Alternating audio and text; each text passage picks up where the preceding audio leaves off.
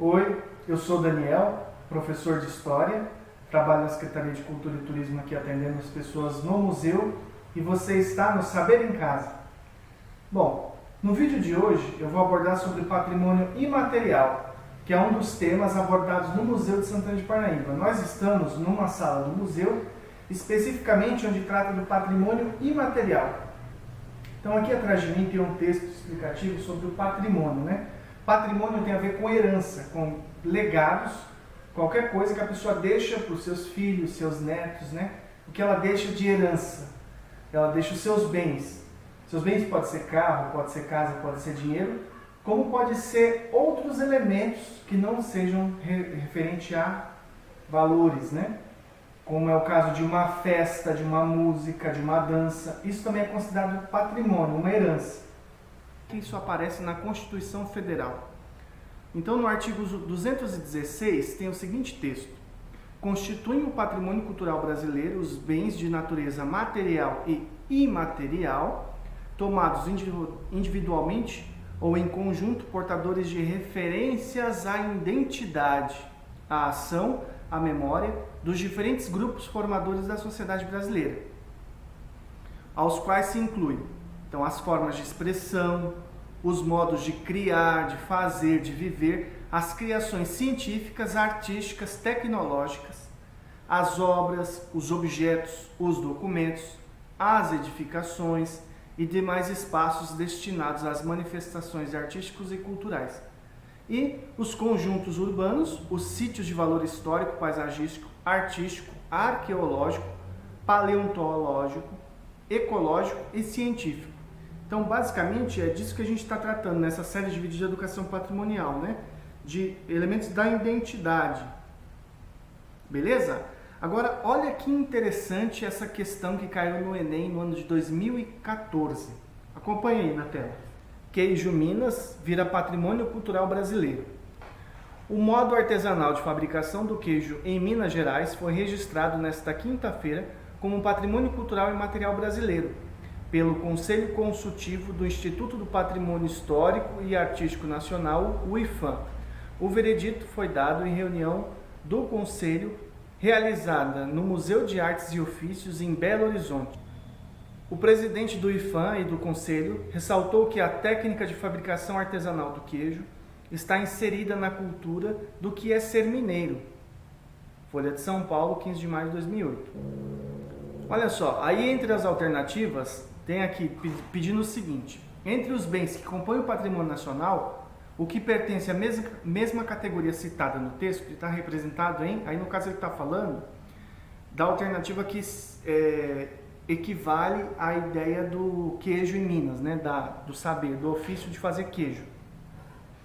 Então a alternativa A fala de um patrimônio edificado, uma construção, um mosteiro de São Bento. A B, uma tela que a gente chama de arte aplicada. É uma tela pintada pelo Pedro Américo sobre Tiradentes. A alternativa C, que é a correta, né, é o ofício das paneleiras de Goiabeiras, Espírito Santo. Então, a alternativa D aqui mostra o conjunto arquitetônico e urbanístico da cidade de Ouro Preto, Minas Gerais. E a E, sítio arqueológico e paisagístico em Santa Catarina, em Campeche. No caso, um patrimônio chamado de imaterial ou intangível, ou seja, aquilo que a gente não consegue tocar. Então, aqui a gente tem esses vasos de cerâmicas, obviamente que a gente consegue tocá-los, mas o que a gente não consegue tocar, no caso do vaso, é como que é a produção de um vaso de cerâmica. Esse como que é feito, normalmente a transmissão é de maneira oral, ou seja, você aprende ouvindo a pessoa mais velha te explicando como é que funciona.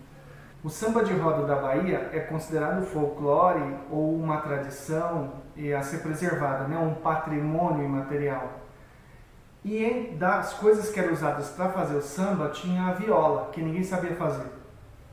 Então, uma das primeiras ações para resgatar esse samba de roda como era feito, era ensinar, aprender primeiro, né, como é que era feita a viola, para fazer a viola e ensinar as comunidades, que as pessoas não estavam mais usando nenhum instrumento.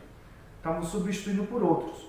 Aí encontraram um senhor, ele fez uma oficina, dessa oficina saíram 7 instrumentos.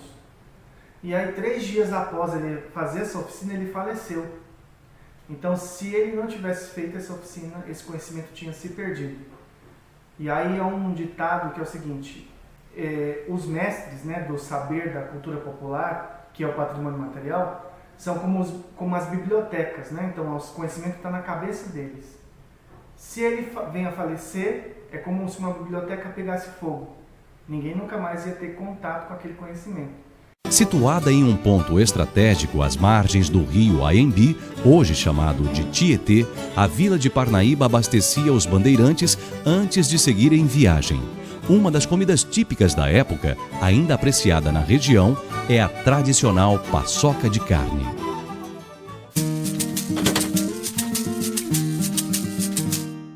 O processo de fazer a carne seca começa com a dessalga da carne seca. Então, de um dia para o outro, a gente deixa ela de molho na água. No dia seguinte, joga essa água fora, pica ela em pedaços pequenos para facilitar a hora do uso do pilão. A gente vai colocando aos poucos no pilão, primeiro a carne seca, depois a farinha de milho, depois um pouco da farinha de mandioca, uma colher de açúcar e bate. Soca bastante até ela incorporar. A carne seca tem que incorporar a farinha. Aí prova-se o sal. Se faltar sal, coloca-se mais um pouco, mexe bastante antes de socar para o sal não acumular num lugar só. E aí vai batendo até chegar nesse ponto que vocês estão vendo aí. E isso eu aprendi com meu pai. Meu pai aprendeu com o pai dele, que assim sucessivamente, né?